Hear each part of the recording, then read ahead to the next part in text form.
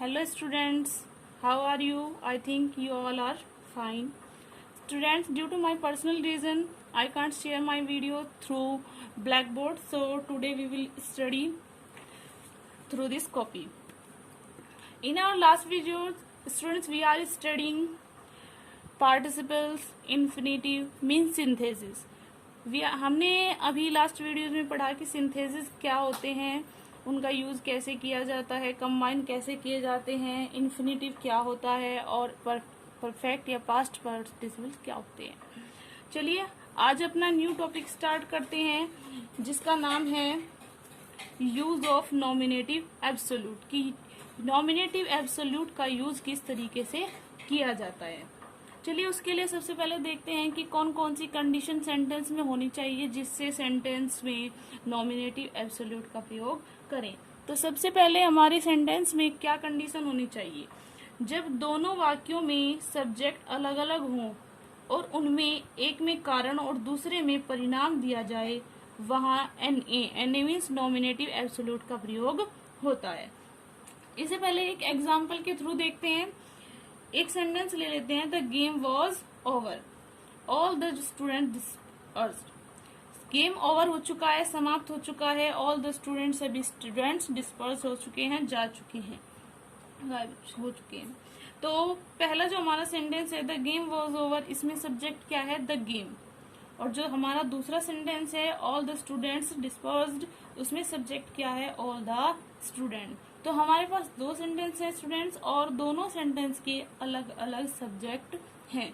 तो हमारी एक कंडीशन पूरी होती है नॉमिनेटिव एब्सोल्यूट को यूज करने की। एक कंडीशन ये थी कि जब दोनों वाक्यों में सब्जेक्ट अलग अलग हों, तो हमारे पास दो वाक्य हैं और दोनों में अलग अलग सब्जेक्ट है। दूसरा है उनमें एक में कारण व दूसरे में परिणाम दिया जाए। तो एक सेंटेंस में कारण दिया गया है कि गेम समाप्त हो चुका है, इस कारण परिणाम क्या हुआ, परिणाम ये हुआ कि बच्चे स्टूडेंट्स चले गए हैं। तो एक सेंटेंस में कारण दिया गया है, दूसरे में परिणाम, और दोनों सेंटेंस के सब्जेक्ट अलग अलग है। तो जहां इस तरह की कंडीशन पाई जाती है स्टूडेंट्स, वहां पर हम नॉमिनेटिव एब्सोल्यूट का यूज करते हैं। आपने कई तरीके से सिंथेसिस करना सीखा, उनमें शायद हमने इन्फिनिटी में ये पढ़ा था, अगर आपको याद हो कि इन्फिनिटी में अगर कारण परिणाम आता है तो वहां पर बीइंग भी लगता था। वहां पर कई रूल और भी बताए गए थे आपको कारण परिणाम वाले, लेकिन उनमें से और इस रूल में जो विभिन्नता है, डिफरेंस है, वो ये है कि इसमें दोनों सेंटेंस में सब्जेक्ट अलग अलग है। और अब तक अगर हमने पढ़ा है पीछे वाले सेंटेंसेस में, उन्हीं में दोनों सेंटेंस में सब्जेक्ट सेम हुआ करते थे। तो इसलिए आप डिफरेंस समझ गए होंगे। कारण परिणाम दिया हो, दोनों सेंटेंस में सब्जेक्ट अलग अलग दिए हो, तो नॉमिनेटिव एब्सोल्यूट का यूज किया जाता है।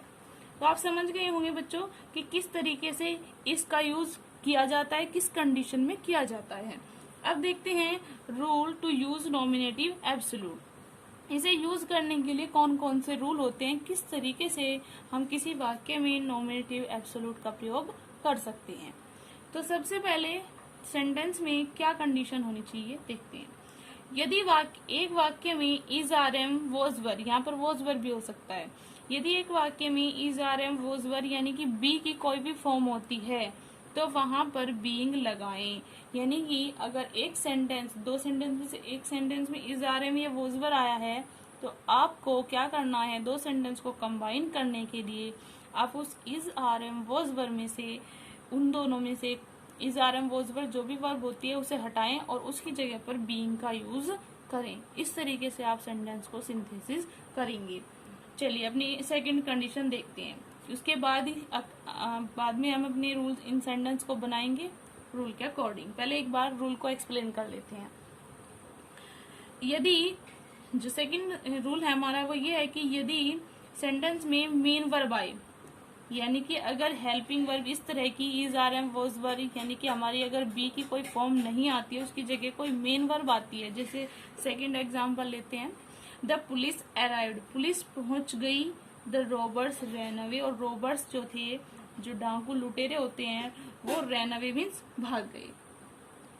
तो पहले सेंटेंस को देखो आप, सेकंड सेंटेंस को देखो, इसमें कोई भी बी की फॉर्म यानी is are am was were का यूज नहीं हुआ है, तो इस कारण यहाँ पर मेन वर्ब यूज हुई है। अब यहाँ पर हमें देखना है कि अगर मेन वर्ब आती है सेंटेंस में, यदि सेंटेंस में मेन वर्ब आए तो आपको वहाँ हैविंग प्लस थर्ड फॉर्म का यूज करना है। जैसे अराइव्ड यहाँ पर मेन वर्ब आई है तो आप यहाँ पर हैविंग और प्लस अराइव्ड की थर्ड फॉर्म जो भी होती है, अराइव्ड की थर्ड फॉर्म अराइव्ड ही होती है, तो आप यहाँ पर हैविंग प्लस अराइव्ड करके इस सेंटेंस को सिंथेसिस करेंगे, कंबाइन करेंगे। तो आई थिंक आपको ये दो रूल क्लियर हो चुके होंगे, फर्स्ट और सेकंड। इज आर एम आए तो आप वहां पर उसकी जगह पर बीइंग लिखेंगे, और अगर मेन वर्ब आए तो आप उसे हैविंग प्लस थर्ड फॉर्म से लिखेंगे। अगला हमारा रूल है, कारण वाला वाक्य यदि पैसिव वॉइस में हो तो having been plus third form का यूज किया जाता है। अगर हमारा एग्जाम्पल जो सेंटेंस दिया गया है उनमें कोई भी एक सेंटेंस अगर पैसिव वॉइस में है तो हम उसमें क्या करते हैं, क्योंकि अब तक जो हमने ये दोनों सेंटेंस पढ़े हैं स्टूडेंट्स, ये दोनों सेंटेंस एक्टिव वॉइस के थे। इनमें किसी भी में भी दूसरे के द्वारा काम नहीं किया गया था, बल्कि इसमें खुद काम किया जा रहा था। अब की बार सेंटेंस देखते हैं, द किंग वॉज किल्ड, राजा को मार दिया गया था।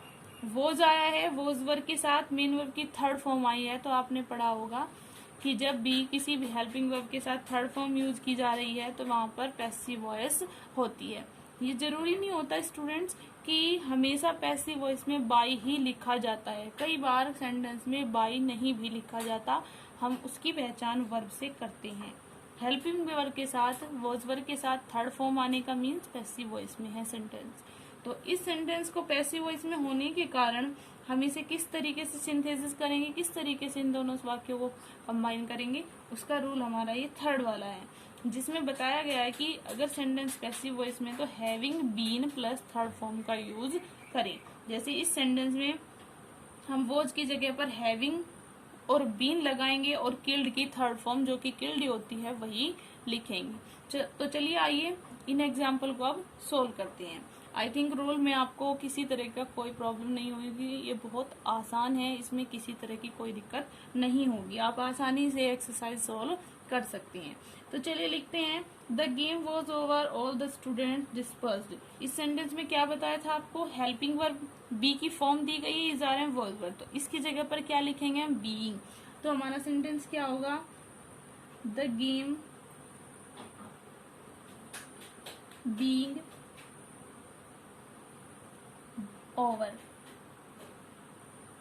all the students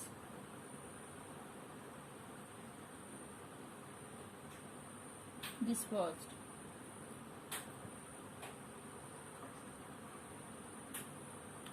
clear students, कोई भी चेंज नहीं किया गया सेंटेंस में, सिर्फ वॉज की जगह पर हमने बीइंग लिखा है। दोनों सब्जेक्ट अलग अलग हैं इसलिए हम सब्जेक्ट को नहीं हटा सकते, हमें दोनों सेंटेंस में सब्जेक्ट लिखने होंगे। अब अपना नेक्स्ट एग्जाम्पल देखते हैं, द पुलिस अराइव्ड, पुलिस पहुंच गई, द रॉबर्स रैन अवे, और रॉबर्स भाग गए। हमने जैसे कि अपने सेकंड रूल में पढ़ा था कि जहां पर बी की कोई फॉर्म नहीं होती वहां पर मेन वर्ब होती है, तो वहां पर हम क्या लिखते हैं, हैविंग के साथ मेन वर्ब की थर्ड फॉर्म लिखते हैं। बाकी आपको कोई चेंज नहीं करना। तो हमारा सेंटेंस होगा, the police having arrived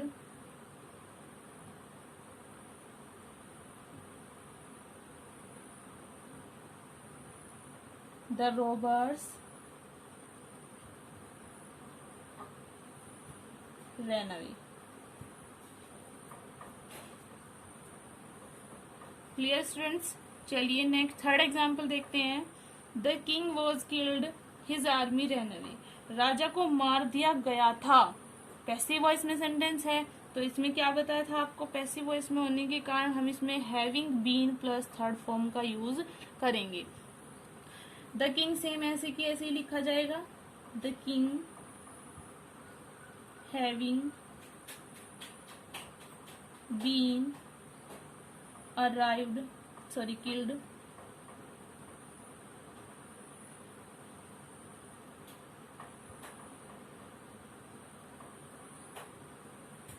his army